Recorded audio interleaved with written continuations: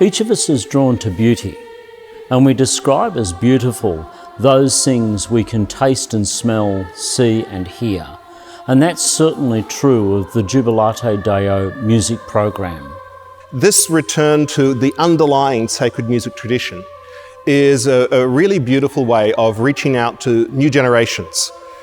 As we find that our society is becoming more and more secular and God is finding less and less room in the minds of the people in Australia, and most especially our young people, I think we need to do more and more each day to try and kind of recover a sense of the transcendence, to make it clear, to make it almost a tangible experience of God every time we gather together around the Holy Eucharist.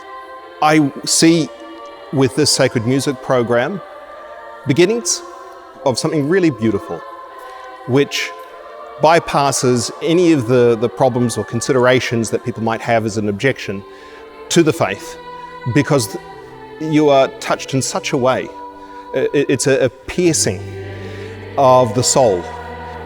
It appeals to our sense of hearing, and the young people involved create beautiful music, and they have an opportunity to explore the riches of the Catholic tradition which they may not have ever been exposed to.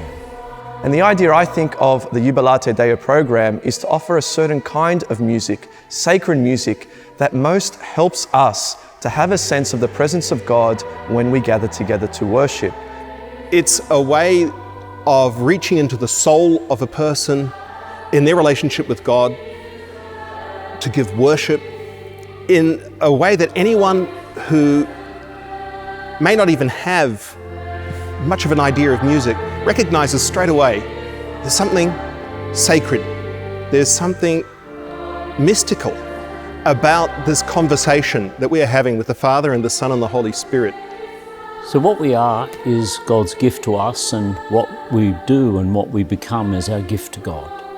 And so I would hope that our young people can use the gifts that God has given them to glorify God through the liturgy, through the Jubilate Deo program. And when we get kids with the voices of angels singing this heavenly style of music, we know that God is there. We are truly joining our voices with that choir of angels. And in the mystery of the incarnation, of that love of God, that Word that's made flesh, we are able to take part and give expression and be joined up in that love of God in and through Jesus Christ, with these voices and with these hearts lifted up to the Lord.